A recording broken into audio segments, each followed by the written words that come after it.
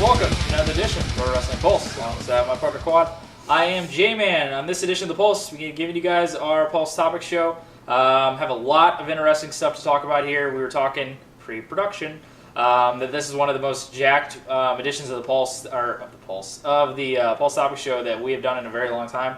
Have a lot of stuff that we really want to get off our chests and really want to talk about because there's been a lot of happenings lately in the wrestling world.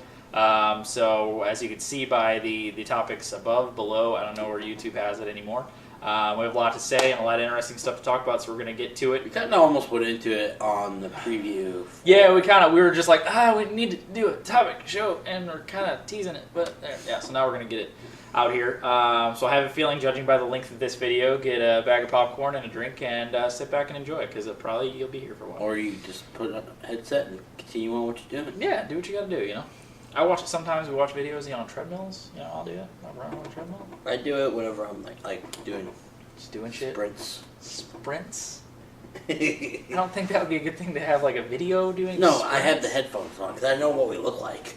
Oh, true. It's not like I'm gonna be like, oh, what's he gonna do next? No, it's like very true. We kind of remember what we do too. So 95%. 95% time. First topic up was obviously the big one of the past couple days here, announcing it this past Wednesday. Was Ring of Honor's new TV deal with Destination America. This coming on the heels of a lot of discussion with TNA and Destination America, whether they would make it. There's a lot of discussion that come the end of the quarter, whatever the fuck you want to say, end of the season, that would be for TNA coming up. I guess it would be in the fall, around September or whatever, that Destination America would be cutting ties with TNA. It's been kind of here or there, he say, she say type shit. There's not a lot of like official word to that. There hasn't been official word to anything with talent-wise or fucking dumbass Dixie Carter and whatever the fuck she's doing, trying to run the fucking company that we used to love into the damn ground. But ROH, who has just been hot as hell on Sinclair Broadcast Group, a lot of people not being able to see them on the local channels and stuff like that. And this deal is just going to open eyes to just extraordinary talent that we have known for a very long time, and two people that haven't had a chance to view Ring of Honor. I remember a thing that really opened my eyes to Ring of Honor, and a lot more in detail, obviously knew a lot more about it, but when they were on HDNet, was the shit. I mean, it was the best wrestling program that was on any fucking television channel that you could find. They just have such a fresh product. Just so revolutionary with the product that they give you and the quality material that they give you. And on HDNet, it just opened your eyes with so much talent that was there, starting, I think, around 2009, whenever they aired on HDNet. And you had, Danielson still there, and Nigel still there, and Tyler, really in the prime of his Ring of Honor career. And Roderick and the Wolves and Steen and Generico were still there. Just the talent list goes on and on. And what they aired, and the match quality is just amazing. You go back and watch some of those HDNet matches that were on TV were just phenomenal. I mean, they put out DVDs for it just with the great matches that were on there. So, and that opened eyes to a lot of people, cutting the ties with HDNet and then going to Sinclair, still getting on TV, still getting the word out as far as their product goes, but getting it on a weirder time slot. I think they're on like here in St. Louis. On Channel 30 for us at like fucking midnight, I think. Is it like midnight or 11? It's like 10 o'clock on Sunday morning. Yeah, and then they replay it on Sunday morning. So getting a fresh time slot here starting Wednesday, June 3rd at 8 o'clock Eastern. So this will be the lead-in to TNA, which will start at 9 Eastern. It's a 1-hour show for Ring of Honor and then leading into TNA. This is just such a great coup for Destination America. Having a far superior product to be your lead-in to TNA, which is just squandering so much fucking talent that they have there. But I really, at first I thought, you know what, they're going to get Ring of Honor in there. Everybody that hasn't had the opportunity to see Ring of Honor or didn't know about Ring of Honor, a lot of, very, very casual fans that probably watch a lot of TNA's product, being, well, I accidentally turned it on 5 minutes early and I fucking ejaculated all over myself seeing, such, superior quality, work happening in the ring when it comes to, I would say I haven't, he has Destination America. I don't have Destination America. Yet. I doubt I would watch TNA even if I had it. There are a few things they have little recap videos on YouTube and shit like that, and literally the only things I watch recaps about is pretty much anything going on with the tag titles, because it's Aries and Rude versus the fucking Wolves, and I mean that's just about the best you can do as far as tag team goes anywhere in the fucking world. And it looks like they've been producing, as you could assume, with the talent that's in there. So that's pretty much all I would watch. I literally would turn it on for the 20 minutes that they're doing anything with tag titles, and I'd be like, okay, everything else is just handing titles over like pieces of candy and bullshit booking here and there, and talent that just shouldn't be in positions where they are, to be totally honest. But this is going to open eyes to a lot of those casual fans that watch TNA that are going to be like, well, what's this? It says some wrestling products on before TNA. Let me check this out. And you're hooking all of those people. So I mean, this is huge for Ring of Honor. I think I can't remember the dude's name, like Hoff or something. One of the heads of Ring of Honor said that an additional 57 million households will now have Ring of Honor. That's a huge fucking number. And you're talking a number that, the TNA viewership that's going to go over and watch Ring of Honor now is going to be huge. I mean, to me, it's just so perfectly played out to have, you think like, oh, why would they want to back it up so close together? To have the carryover viewership that, is going to tune in to watch TNA, but then they see like, oh shit, there's a wrestling show on before that? Well, I like wrestling, let's see what's on here. I like TNA, whoever fucking people say that, the casual fans out there that say that, and now check into Ring of Honor before that, and it's going to open their eyes. And then they're going to check out, like, well, shit, I don't want to watch, I'm not just here to watch TNA now. I want to see this fresh, new, vibrant fucking product on before then. And that's just going to catch on so fucking quickly and hook in so many new fans. And that, to me, is the biggest thing about this. Whether it's, helping TNA out and, gaining viewership from people that are going to come watch, that have watched Ring of Honor for a long time. And then, like, okay, I guess we'll check out see what TNA is doing after that, since I'm already fucking here and watching it. Or it's people, that are TNA fans now watching Ring of Honor. The biggest thing out of this, it is going to improve Ring of Honor's view upon the wrestling landscape exponentially. There's a word for you right there. Jamie, I'm busting out the dictionary today. It is going to improve Ring of Honor's viewership for fans just so fucking massively. It's going to help their product out, and a product that deserves the fucking help. Because there's just so much talent there, and where it just seems like talent goes there and it just turns into just a talent pool that people reach from. You look at TNA, go and get the Wolves. You look at getting Aries, Kenny King. I mean, the list goes on and on as far as that goes. You look at WWE and everybody that's on top of the world in WWE right now and coming into WWE and taking shit over. That's where it all comes from. You look at all the names, and the list goes on and on. I mean, it's a who's who as far as who's on top of the wrestling world today have all came through the doors of Ring of Honor.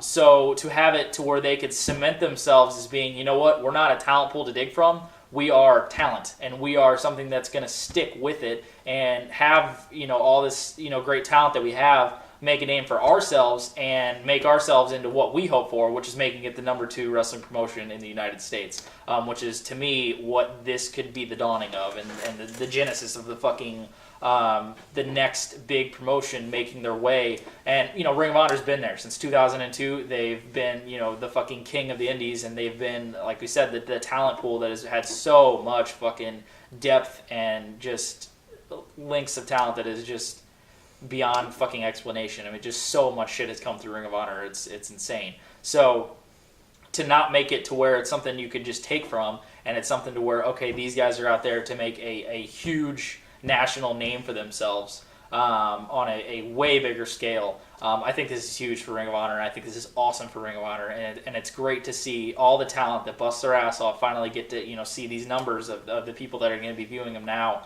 Is great to see, and it's gonna kickstart and light a fire under all the talent in Ring of Honor, where the last couple of years it's kind of been here or there. There's been some good stuff here, and where normally you're thinking Ring of Honor is just consistent greatness. And I think that's where you're gonna light the fire underneath all those guys and be like, shit, we're on a huge national landscape now, and we want to make a fucking name for ourselves, and we're not getting ripped talent here and there. We're here to cement ourselves as a major promotion, and this is awesome. So the great stuff here. They have, it says they'll run for 26 weeks, which is over 6 months. They'll have guaranteed. So, yeah, just can't say how awesome this is for Ring of Honor, and I think it'll help TNA out as well. A lot of people think that it's just, a sign for TNA to just be, see you later type thing. But I think it's a ploy for Destination America to want to help out TNA's viewership, and it's going to help out Ring of Honor. It's just it's a great thing for both sides, and I think it'll definitely help out both sides. But it's exponentially great for Ring of Honor, and just awesome to see this deal with Destination America here. I think this could be either a win-win for TNA and Ring of Honor, or a win-lose for Ring of Honor and TNA. Like J-Man said, with this company coming in, and you have these guys that been wrestling in this independent scene for so many years, and it started off with not even being on TV. And the only ways you could keep track of your favorite wrestlers on the internet and reading results from different shows. And then you went to HDNet, and then it started building up to more Sinclair television. Now we're on Destination America. They're finally getting their feet underneath them and starting to build shit. And like J-Man said, it is a talent pool, but that is also very good for Ring of Honor. Yeah. Because if you think about all the names J-Man listed, all of them have Ring of Honor or independent scene ties. And if you talk to anybody now that is catching on with some of these guys, Kevin Owens, Sami Zayn, all of them, they realize, they came from Ring of Honor. Let's find that on my television to see what fuck can come next. Yep. And then when they realize that, it's on my channel 30, I'm going to start watching this. There's your viewership. And then, when you bring them over to Destination America, it's going to help them. That's a win for Ring of Honor. With the win from TNA, many people don't know what TNA is anymore. Right. Because it's kind of one of those shows that was on Spike, was doing really good, and then fucking retards took over, and it went straight to hell. And then you have this... The thing that's killing TNA, and I know we don't have this on here, but I'm going to keep beating a dead horse, is why tape 9 months in advance and then spoil everything out? Yeah. I know that's how people are nowadays, impatient and all that. But if you want something hot and fresh, do it the day of, or fucking have a pay-per-view. But at least a couple days before. Yeah. It's so... he'll tell me here and there, and he'll be like, somebody won the title back, or this one, that. I'm like, I'm seeing, a thing on their website where it has this guy as champion. And then, this show's coming up, and then it's already been taped, though. It was supposed to be live on pay-per-view, but it's just going to be on TV. But that guy's champion now. But who's you're living in a flashback. You don't even know what fucking is going on. Anytime. Who the hell wants to catch on to that when they don't even know what the fuck is happening currently, real time, real life on your fucking product? You lose track of everything, and it makes you just not give a shit. And I think that's what's gonna kill TNA. And like J-Man said, I've read multiple things that said TNA has until the end of September to get their shit together, or it's going to be Ring of Honor for an hour, hour and a half, 2 hours, which I think we would all be okay with. And if once Ring of Honor starts getting traction on this Destination America, I see them permanently just fucking taking over TNA. Yeah.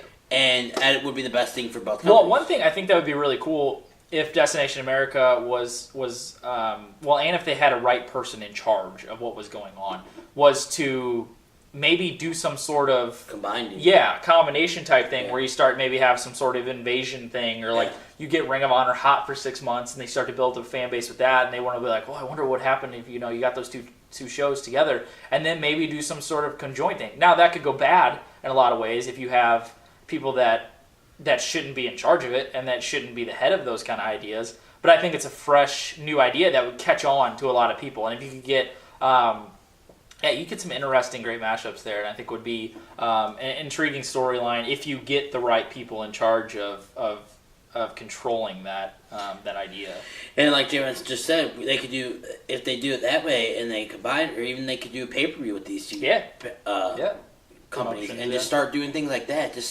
But if you have to have either two good companies or Ring of Honor, is just so fucking hot right now, and then with Ring of Honor coming fucking to, I guess, expectations finally getting bigger and bigger because people see what comes out of there, so they want to see what's going on now. Right. So it's gonna be very interesting. Like J-Man said, there's a shit ton more people watching. Yeah. I remember fucking multiple shows where we went to, and there's probably about 400 people in that there now. Yep. Now they're selling out arenas and stuff too. So it's gonna blow up. We have Lucha Underground. We have that on TV now. We have New Japan on TV now. So it's like finally they're realizing that pro wrestling on TV, if marketed correctly and used correctly, it can blow up. And you have to have those three things, or you're going to be like TNA and WCW and ECW and end up bankrupt and having all these old guys looking for checks to pay. Right. So great news there for Ring of Honor. TNA, it's kind of going to be up in the air as far as how that kind of plays out to them. I know another thing was that I think all of the TNA talent had no idea about this Ring of Honor deal happening on Destination America. They weren't aware of anything happening. They supposedly had a conference call with Dixie Carter, and it didn't even come up, and I guess she knew about it or something. Just another reason why she shouldn't be the head of a goddamn wrestling company. Go back and fucking do whatever bullshit you were doing before, because goddamn. Sucking Jeff Jarrett off. I mean, it's been told in wrestling history before. You put people in charge that have no fucking history of being in the wrestling industry. Are the people that have had history in wrestling and then were in charge and fucking sucked? Yeah, and it was really terrible? Yeah, it has happened. Vince Russo, WCW, hello. So, I mean, yeah, there's been things that have happened in the past that might be good and that might work out. But if you have a person that has no goddamn idea about anything in the fucking wrestling industry and then is in charge of it because, daddy owns a company and blah, blah, blah, and we'll put her dumb ass in charge of it, then yeah, this is what happens. You have people treat talent that have paved the way for a company, an AJ Styles, a Samoa Joe, I mean, the list goes on, Daniels, all the fucking X Division guys as far as TNA goes, and you're like, yeah, you're probably not worth that. Well, thanks for fueling a fire for all those fucking guys to go do the great shit that they're doing now, like an AJ and a Joe and all those kind of guys, and Daniels and Cass. But then you'll keep around Eric Young and shit like that. Yeah, and then you'll just put the title on Eric Young like 5 times in the last year. Good job. That's real smart. Nothing against Eric Young. I mean, I think he's an okay asset to a roster. He's not a fucking main eventer. He's not a fucking world champion. I don't give a shit what anybody out there says. It's just the fact. But great news for Ring of Honor. I think it will help out TNA, but should be some interesting stuff to see, obviously, coming up this summer with a lot of stuff going on. I probably now will have to get Destination America because I can't go without seeing Ring of Honor. That's another thing. We don't know if it's going to stick on Sinclair, if it's going to stick on the channel we already get. Word is that they will stick on those channels, but nevertheless, I'll probably still end up getting it just because. But great stuff there for Ring of Honor with the new TV deal with Destination America. Next up, we have the latest review of a show we have ever done. Pretty much just a recap. The next 2 topics are pretty much all NXT, as you can see by the title. Kind of an overview of the NXT TakeOver Unstoppable show. Again, I did not watch it live. Quaddy did. He pretty much ejaculated all over himself. The text he sent me. First actual NXT show I watched live, like to the whole thing. To the whole. Usually I just I'll start 30 minutes, 45 minutes late because I'm doing something. Right. This one actually I was laying down. I was like, let's watch it. Worth it, as predicted. Yeah, I knew the show was going to be great. Had other stuff that me and my fiance wanted to watch. They were like, we'll watch it the next day or whatever. I'm not thinking that the fucking ridiculous shit was going to happen at the end of it with Joe's debut. But just kind of a quick run over here. Finn Balor in the opening match went over Tyler Breeze for the number 1 contendership for the NXT title. Was going to be a triple threat with Hideo Itami. Itami suffering an injury. I can't remember what it was. Was it like an arm, like a pectoral or MCL or a leg thing? I don't know. Something to where he's out for, I think, almost 6 to 8 months or something like that. So it's unfortunate for Kenta. It's fucking awesome stuff that he was doing lately. A lot of stuff with Breeze and helping some guys out here and there. But looked like he was finally getting his feet under him, and it's just unfortunate to see the injury there. It was going to be originally a triple threat. No matter what, Baylor would have won this. I just can't say enough about how fucking awesome, I think everybody knows this now, how awesome Finn Balor's entrances are as far as the special shows get. He's just got that shit down. I mean, you could tell the work they put into it, the effort they put into it. That damn just artistic piece of whatever the hell they did on his back with the fucking eye and shit was just disgusting. I mean, the time and the effort they put into portraying the characters in NXT is awesome. And it's great to see that they put that in there when a lot of people are just hotshot and flying through shit and not giving a shit about a lot of their character traits and things like that. To see that with Finn Balor, it adds so much to his mystique and to his character and to him in general. So it's great to see that. That was fucking awesome. When you have an entrance and the people are already chanting that was awesome before anything fucking happened in the ring. I mean, that's some good stuff. Good match. Solid stuff to start the show. And like I said, Baylor getting the win there. So now number 1 contender for the NXT Championship. Do you remember this one? You want to talk about it? I'm just going to talk about the whole show. Oh, okay. You just want me to go over everything? Okay, cool. I can't remember the order. We just kind of listed everything down. Blake and Murphy retained over Enzo and Cass. Colin Cassidy for the tag titles. I love Enzo and Cass. I think they're great. I love their gimmick. Enzo is just a goddamn lightning rod, man. He is so fucking entertaining. He has never fucked up on the mic. I've never seen him fuck up that entrance. It is like clockwork. It's like NXT's version of the Outlaws when they come out. I mean, it's literally like clockwork every time they get it. The NXT crowd gets it over massively. I hope it's something that can transition that didn't work with the Adam Rose. It didn't work with the fucking Bo Dallas. None of those things really transition well when it comes to the main roster. I hope they can get that over when it gets there because I think they could be over as fucking all get out. Unfortunate to not see Enzo and Cass get the titles here. I was really looking forward to that. Hope that would happen, but I think they had like the little frozen fucking ballerina girl come out. I can't even think of what the fuck her name is. Frozen? Oh, there you go. You like warm what? What do you like warm up? They don't know. They will never know. They'll never know. I don't know. She had like blue streaks in her hair. People out there are like, God damn it, dumbass, it's blah, blah, blah. And I can't think of who the fuck it is. It's something glitter, Alexa Bliss. That's it. Alexa Bliss came out and helped Blake and Murphy get the win in their fucking epileptic seizure entrance they have going on. So random and shit. But it was okay. Nothing really too much there. They had a match with Rhino and Baron Corbin. I could give two shits about Baron Corbin. He's like the greenest motherfucker known to man. He got the win in that match up there. Probably his best match at 2.25, 2.5. 2 and what? What's that? You got that 2.5? Yeah, it was his best effort. I'd give it to him. It was mostly just bullshit, just flipping around and shit. 2.25, whatever. Had a tag match with the women's division with Charlotte and Bayley. Going up against Emma and Dana Brooke. Dana Brooke just stereotypical. I am strong girl. Look at me. Can't talk for shit. Look a little plasticky. Emma, we have not had an opportunity to talk about Emma's new character. I fucking love it. I think it is fucking genius. Just a sarcastic play on her old character. A heel version of that. I think that's fucking hilarious for some reason. There's just an undertone of like don't give a shit to her. And just coming out and doing look at these dumbasses doing this shit and doing the roll-up. She's like, I don't even give a fuck. Like, whatever. Nobody gave a shit about me when I came up to the main roster. Why the fuck should I do all this bullshit? And just playing jokes on herself. And then fucking around with Bayley because Bayley basically does the exact same shit. So I just love that character. I think it's great. Bayley and Charlotte look great in this one. I think Bayley, is definitely underrated as far as her talent goes in the ring. I think she could definitely deliver when it gets in there. And Charlotte is just a fucking stud. As far as chicks go, if chicks can be studs, Charlotte is a fucking stud because she is just the absolute future of the women's division as far as athleticism, the look, just so much fucking talent she has. It just goes on, and the talent that is in the women's division just in NXT alone, with Sasha and Becky Lynch, and I think they're not calling themselves the Four Horsewomen. There already is one in MMA, but now they're calling themselves with Charlotte, Bayley, Becky Lynch, and Sasha Banks. Totally cool with that. That's pretty badass. I think it'd be cool if they just came up with a group and just fucked up all the shitty ass divas on fucking the main roster. That'd be so tight. Just come beat the shit out of Alicia Fox and the Bellas and NXT Invasion again. The NXT Invasion, but with chicks. Or have them be a part of the group with all the guys. And just come and beat the shit out of like just shitty people. That'd be awesome. But good effort there. Nothing really too special, but I think Charlotte and Bayley got the win there. But they look good.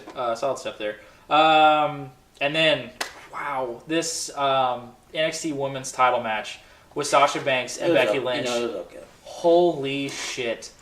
This was fucking phenomenal. The story they told, the work they put in, the effort, just everything. I mean, literally just flawless. As far as women's matches go, this is about the best we have ever seen in WWE. I mean, it is fantastic, and I can't even think of the best women's match I've seen outside of this in recent memory.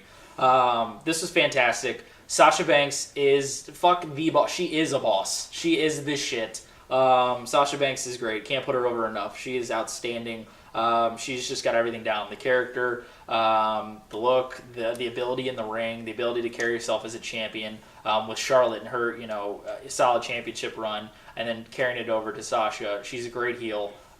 She's just a new age version of a diva or women's wrestler, I should not say diva, a women's wrestler, that is just so fresh to see. So I cannot put over the boss diva enough because Sasha Banks is phenomenal. Becky Lynch, outstanding performance as well. Looking like fucking, I think Uma Thurman from fucking Fifth Element out there with her fucking hair. I think Uma Thurman was the one that was in that. But yeah, just a great performance for both these women. I was floored by the effort that they put in and the quality of the match that we got out of that, and Sasha retaining in the women's title match up there. And then going on to the main event with Owens and Zayn 2 for the NXT title.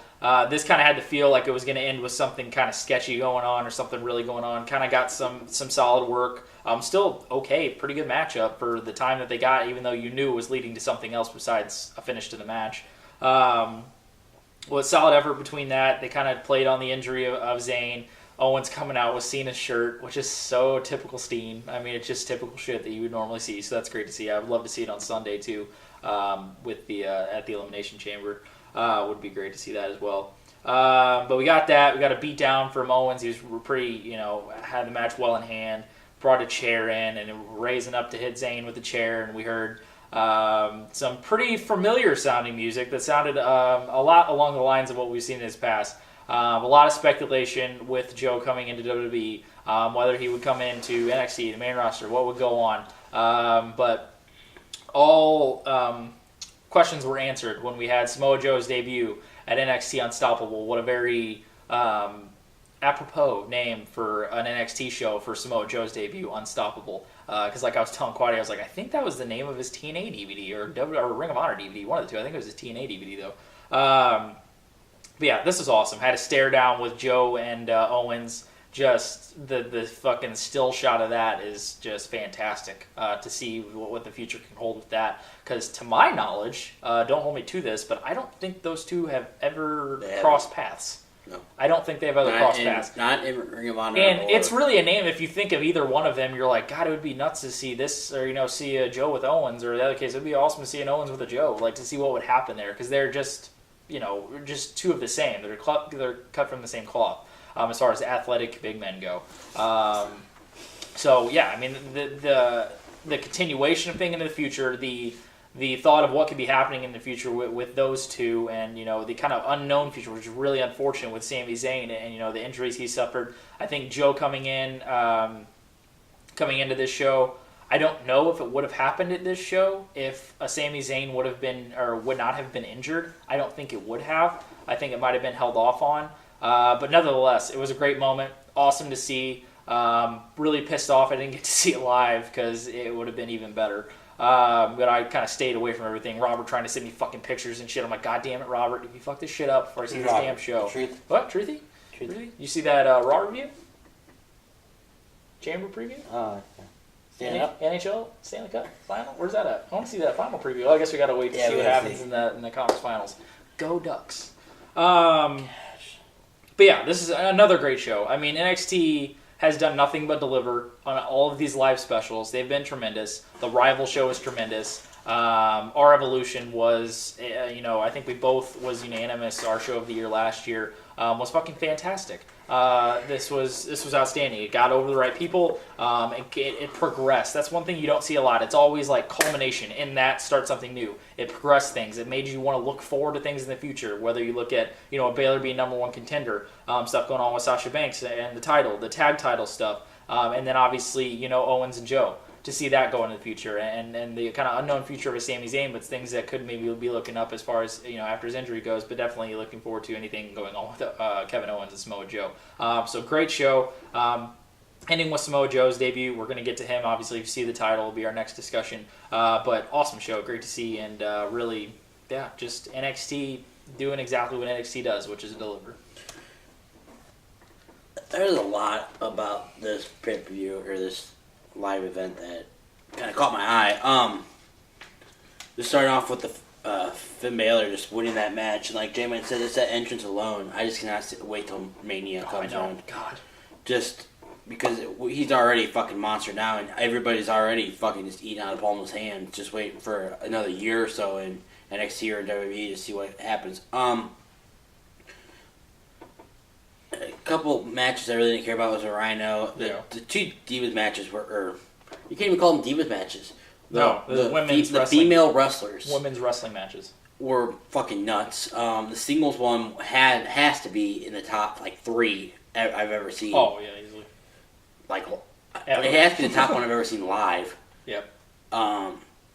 The tag match was good. Seeing Charlotte fucking just being Charlotte. What am I missing? The tag titles were that was a good match. I haven't seen a whole lot. I don't really watch NXT that much, like on a weekly basis. That tag title match has been good. Very interesting to see what happens in the future with those tag titles. I can see both teams shooting up WWE now, but there's so much closer shit up there already. Yeah. In the main event, it's just fucking ejaculation alone. You knew something was happening. I felt at the beginning, and I fucking watched enough wrestling in my fucking 5 years since I've been watching it weekly. That something was going to come out of this. Either it was going to be Cena, or it was going to be a rando person coming out for the save, or it was going to be somebody Owens took out before. Yeah, because it was set up really for a lot of people. I mean, you could have had obviously Cena because it was set up. Baylor with winning the number one contender. So I mean, there's a lot of ones you're like, okay, it's predictable who's going to come out, and then they bust Joe out. And then just seeing Samoa Joe and just fucking the crowd, just fucking.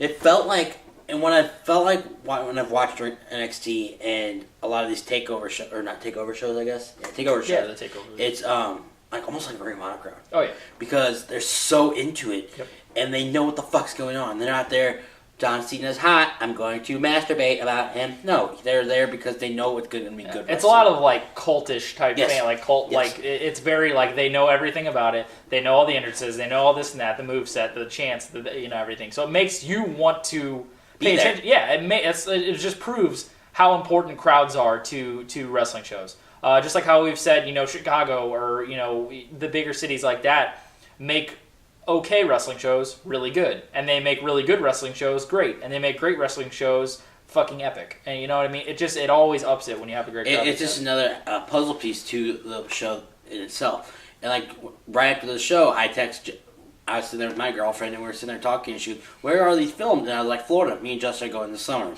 And she goes, "Oh, really?" I was like, "Justin or J-Man doesn't know." And she starts laughing. She goes, "Oh, okay," because if they literally traveled like WWE and like Ring of Honor and stuff like that, they will sell out in a heartbeat. That's what they started doing. They're starting to do it now. And another word, which we don't have it in our discussion, but I need to get this out. Another word lately, because they started doing the touring. They've had sellouts. The shows have been outstanding. All the fan reactions have been great, and they've been loving seeing people that they normally just get to see on the WWE Network, get to see them live. So, obviously anytime they're around in like a 500 fucking mile radius, so I'm sure we'll probably be there. 500? I think probably about 1,000? How far is Florida? Yeah, no shit. But yeah, so being able to see that, and they want to kind of, that's one of which another person we need to give huge props to is Triple H and everything that he said. A lot of people just shit on Triple H here and there, but and there's a question, lately, like, oh, well, is he ready to really, run WWE, run this? That shouldn't even be a goddamn question. You look at what he's doing here at NXT. You look at, what bullshit everybody else is doing in WWE right now, and you look at what transition you could easily make as far as that. Yeah, do they want to make NXT a more cultish, independent field company that probably won't transition fully over to the main roster? Yes, obviously that's what you want there. That's the fan base you want to build. You want to help the younger talent and build them around an atmosphere that's going to make wrestling fans like us want to pay attention to that product more, because it's exactly what's happened. It's pretty fucking easy to see that we would want to pay attention to a product like NXT and how it's ran and everything like that. But to have the mindset of a Triple H knowing how to pull that off and put that in a main roster feel once he has control of that, holy shit. Just imagine what kind of epic shit you're going to get out of that. And with how close he is to all these young guys, he's going to be under Triple H's wing and all those guys. You look at Kevin Owens now, you could already tell he's a Triple H guy, and he's a guy that Triple H is going to want to push to the moon. You bitching about that? You bitching about him wanting to push fucking Kevin Owens to the moon? I don't see anybody bitching about that, because that's all we want. And a guy that Triple H knows is a fucking deserving fucking guy. And that's what all of these young guys that have coming up are. But one thing got sidetracked there, easy for us to do. Was one word that heard being recently is building NXT in the company they want to do, and the traveling and this and that, and garnering more global views and stuff like that. One name coming up that they recently have been interested in signing as far as helping out NXT's touring group is one AJ Styles that they are now interested in looking towards and possibly signing to build NXT in a whole. And I can imagine AJ Styles' reaction is a big, fuck you. I'm not going to be in your secondary promotion. Nonetheless, it's probably the best promotion on fucking in the United States outside of fucking probably Lucha Underground and, pretty much Ring of Honor. Yeah, you're not going to have a guy like that who is just whooping ass around the fucking world after you got treated like a piece of shit for fucking, building TNA, and they got treated like shit to them, and got, no's here and there, like, oh, yeah, he probably won't work there. But, well, he could help out our secondary promotion. I can imagine AJ probably just saying fuck you to that promotion. Just on that mindset alone, I did not know anything about that. I just heard, and it was like official shit, like talking about like, oh yeah, the word is they're interested in that'd be wonderful. Why don't they? Yeah, I mean, it'd be fucking awesome, but... We've bounced multiple pre-show ideas, or pre-production ideas, of things they could do with NXT, and like we said, touring, and then we also talked about the Invasion in our preview for Chamber. How about you have like a Global War? Yeah. Just something like that effect where you can bring guys in. And I know WWE's so strict about you can't wrestle here and then there and then that, but then our next topic will be just completely fucking ass backwards. Right. But if you bring guys back in like that, or if you do like an Invasion and have it versus Vince versus Stephanie and Tripp, and just do it like that, or doing a Paul Heyman and Vince versus or do Paul Heyman down on NXT and have Tripp and doing something to that effect, it will bring more. What's this NXT program? I only watch Raw on TV, and I don't have WWE Network. You have all these free months of fucking WWE programs, which I still want my money back for.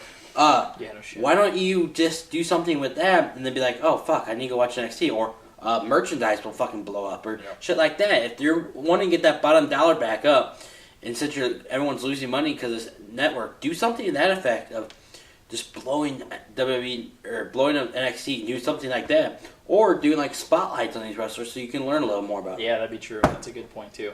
Good show there. Solid stuff. I did lose a lot of jizz after this show. A little bit. You had to recuperate that. I had to go ice my testicles. Ice a little bit. Yeah. Yeah. The end of this was outstanding. Obviously, Joe's debut and everything going on. Like, we can't say enough about how awesome that fucking women's match was too. Just fucking phenomenal. Just outstandingly booked. Can you imagine if they brought the Briscoes in now? Oh yeah, a lot of talk of that too. I mean, yeah, they're not cosmetically pleasing, but they're fucking visually pleasing as far as it goes into the fucking ring and what they do and what they can deliver. And I don't give a shit. You can't talk on the mic. Yeah, they can. It's entertaining as fuck. Anytime they grab a mic. Put them in Bray Wyatt. If you could somehow find a way to edit them, then you're good to go. Put them in Bray Wyatt. Let's see that happen. Yeah. So the last thing we talk about was Samoa Joe's debut will be our last topic here. Obviously, there was a lot of talk whether he had the booking set up after leaving TNA, and once you saw him, Joe leave TNA, you knew that was a sign of probably great things to come. He was kind of stuck in just fucking an abyss of just blah for the last like 5 fucking years, which to me is something that I'll get to an end, which is an unfortunate thing about the wasted years that he had in TNA that could have been used properly somewhere else. But having a couple appearances here and there with Ring of Honor, which were great. He had a match with Kyle O'Reilly, which was outstanding. A match with Jay Briscoe was pretty good. I think they had it for the title at like a Supercard of Honor show or something like that. But Joe looked really good.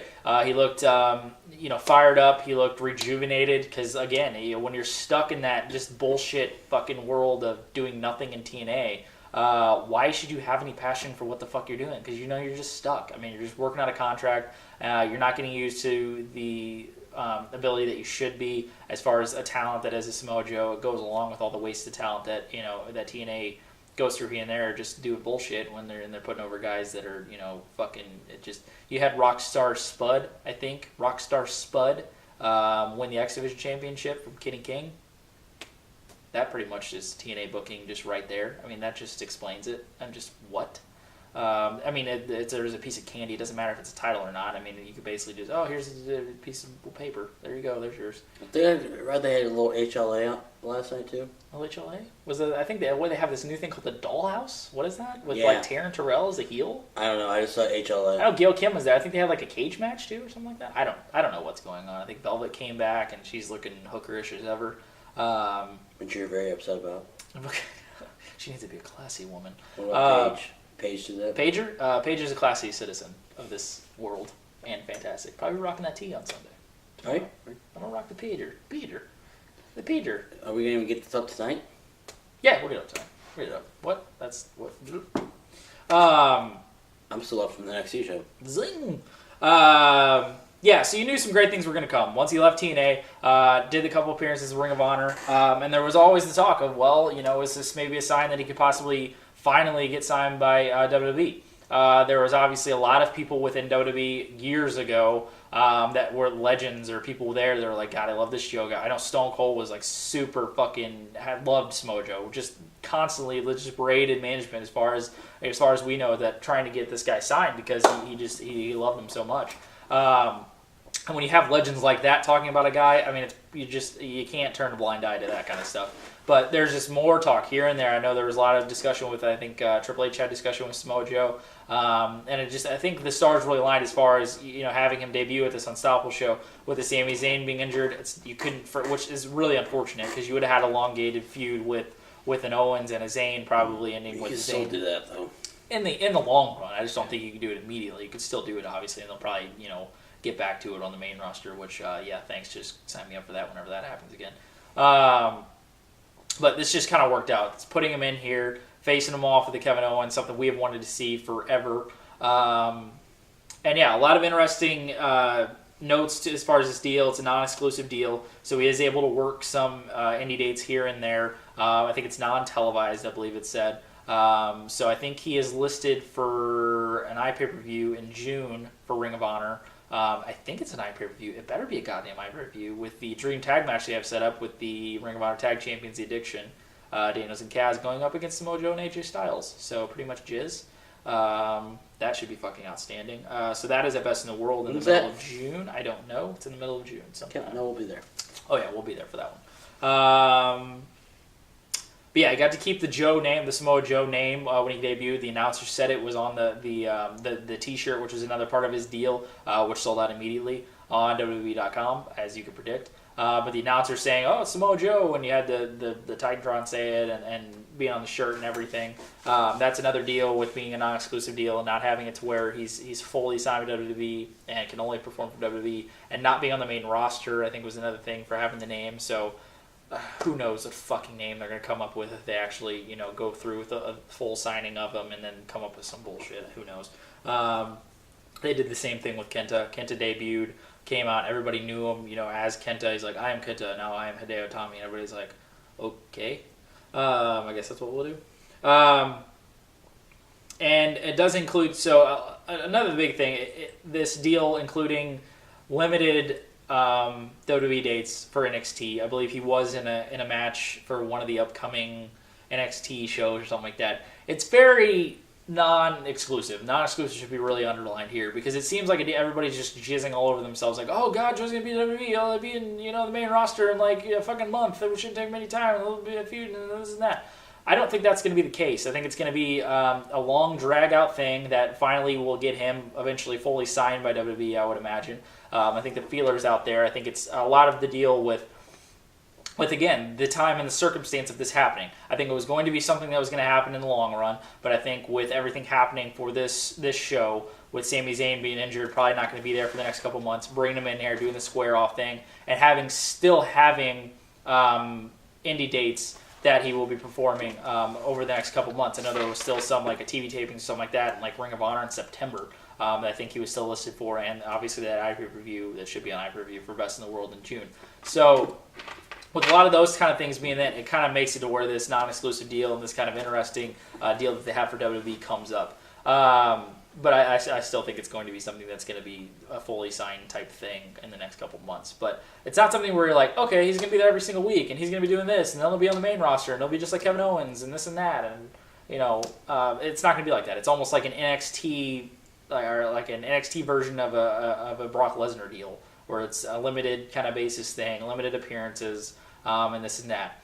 With that being said, it does not take away the fact that this is fucking awesome. It's great to see a guy that, again, added to the long list of super deserving guys that get to finally be on the bright lights or under the bright lights and on the big stage of a WWE, the ultimate when it comes to professional wrestling. So it's outstanding to see that. So deserving of a Joe who's worked his ass off. And that is one thing, that him working his ass off and him being in there in the business for over 15 years, and the size of a Samoa Joe and the punishment that he put his body through, in the beginning stages of his career, whether it be in Ring of Honor in the early 2000s and all this stuff, things that he had, the super long ass title run he had in Ring of Honor, and the wear and tear on a body like that will catch up to him sooner rather than later. So I think it's something they need to strike when the iron's hot. They need to get him out there and do something as soon as they can. Get a lot of the fresh matchups out of the way and get them going in case something unfortunate happens to Samoa Joe. Because, wrestling, careers, unless your name's fucking Ric Flair, you aren't going to have longevity, and Shawn Michaels aren't going to have outstanding performance longevity unless you're that superior type talent like a Ric Flair and a Shawn Michaels that saw great things happen at the end of their career. But on a body and a body that's been beaten up like a Samoa Joe, you need to get everything you can out of him while you can. So I think that's why I said he's like 5 years too late as far as WWE goes with signing Joe. I wish it had happened back around like 08, 09. It happens now. Not complaining about it at all. So it's great to see. Hopefully get a lot of fresh things. So much fresh shit you can do with Samoa Joe. It's unbelievable. So great stuff to see there. The NXT Unstoppable with Joe's debut, and should be obviously great stuff in the months to come. That match is not on pay-per-view. That Dream Tag match. That pay-per-view isn't? No. Fuck me. Damn it. It's not like what that. What the fuck are they thinking? I just looked at a bunch of things and there's nothing on there. Bullshit. And to continue on the Samoa Joe thing, I think the Sami Zayn injury forced WWE to sign him quicker than they wanted to. They probably just wanted Joe to finish out his dates he already has signed, all that. And that's why I think it's a non-exclusive contract for now. Yep. Just so, because they need to do something. They need to do something to get everything, or to get people to watch that show. And that's exactly what they need. Bring Joe in was the best way to do it. But with Zayn being out for God knows how long, they needed Joe ASAP, and that's why I believe it's all the small prints on there. But with him coming to WWE, once he gets there permanently, think we're gonna see him by Rumble. Maybe. Yeah, it's just too hard to say. But see, it's really too hard to say. There's so much bullshit that they can do with the Rumble that I believe it would be brilliant if they did a WWE Rumble and an NXT Rumble. And you can get all these names in there that people don't usually see or hear, or just see how things would work on it. So, but signing Joe, like Jamin said, agree with him 100%, is a couple of years too late. He's getting up there in age. Look at Tommy. He blew something up on his body. Owens already had surgery too. Owens had surgery. Zayn has had surgery. Danielson or Daniel Bryan may be out for the rest of the career. Yep. You have all these guys. Punk just got burnt out. Cesaro's probably had bumps and bruises. Just all these guys are coming up because they've wrestled 360 days a year, so they're used to working a lot, but their bodies are finally catching up with them, and that's the sad part. But the future of Joe is just going to be fucking nuts. TNA fucking just stuck him in mud, and they wouldn't release him, and then finally he just got free, went to Ring of Honor. I think he realized, I'm done with TNA, time to get back into shape, because when Joe left, that boy was big. Mm-hmm. And once they signed Owens, he's like, fuck, I can go to WWE. And all the interviews I've heard about from Joe, he's pumped about it. He's worked with Cena before. Yep. He's had JR and Stone Cold pushing the moon. If you have those two pushing the moon, you have to be doing something. Not to include every single person on the WWE roster, like a Seth Rollins, who's worked with them, or an Ambrose, or whatever the case may be. Bryan, obviously. And then you have all these guys, and then you have Tripp with the knowledge of independent scene and how big it is now. And if you sign somebody hot, might as well continue running with it. So, so tomorrow's gonna be very interesting, I think, with Joe. He may have something to do with the Cena Owens match, or he may not. But to get people to watch, is get people to buy his merchandise, and now WWE just has another reason people to eat out of their palm of their hand. Yeah, no joke. I think that's one big thing which he touched on, which is something that I've thought over the years, which is nothing ever changed with these guys. Like, I understand that WWE changed their mentality of what they wanted to get over. You could kind of tell around the 2009, 2010, where they were starting to, get in a lot of these indie guys, and you could obviously tell that the Fulls fell fucking just, everybody fell in love with all these guys. Look at what, Punk did, obviously, in his amazing run, and, Bryan, and then now with Cesaro's and the Ambroses and the fucking Rollins, and everybody in NXT now. All these guys, really the only person they really, well, a couple people, I would say Danielson, they were probably a few late, years late on, obviously. Rollins, I think they picked up at the exact right time. They didn't really waste any time with him. And Owens, a guy that you wasted time with. It's like, why? Like, why do you all of a sudden change your mentality when you get all these guys in? Why are you waiting? Like, I mean, I understand there's contracts, this and that, but fuck. I mean, they re-sign every goddamn year, it seems like. Why are you wasting so much time when now you're reaping short-term rewards as far as it goes, but with some of these guys, they're getting so beat up. They've had so many years of just aggressive competition. It's not like the WWE style. It's if you haven't seen this shit or anything on the indies, not a fan of the indies. It's not like every wrestling business is not what you see in WWE and TNA. Everything doesn't work the same rate. A lot of guys have to go out there and bust their ass and prove themselves in different ways, which in large part means, abusing their bodies even more to get noticed, to get signed, whatever the case may be, to get their name out there. And they're busting their asses for years and years and years and putting in so much effort and, so much time and just everything. They just wear themselves thin. And, their bodies start to break down. Mentality starts to break down. You look like a Punk. You look like a Bryan now, like with his body and everything so beaten up. And, Owens having surgery and Sami Zayn with unfortunate surgeries and stuff like that. So they're just... It's really unfortunate that, things that I looked at back, 5-6 years ago, these guys, like, God, why are they wasting time? Like, they know they're going to get these guys sooner rather than later. Or, they were going to get these guys eventually, but it's not going to be sooner, it's going to be later. And that's what ended up happening. And they just wasted so much time with these guys continuing to just beat themselves up, on the indies and on, all these different promotions, stuff like that. And just...